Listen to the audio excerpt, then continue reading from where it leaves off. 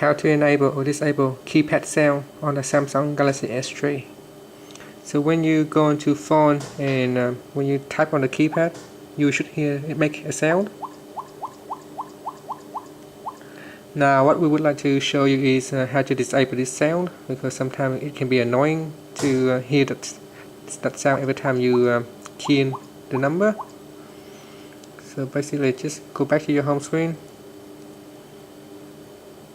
and tap on settings, go into sound, then scroll down a little bit. Under system you can tap on keytones checkbox. So to enable the keypad tone, select the checkbox. To disable, uncheck the checkbox. Now press your home key and you're done. So now when you go into the dial pad, when you tap it, you will not hear a sound anymore. And that's all you have to do. Thank you for watching this video.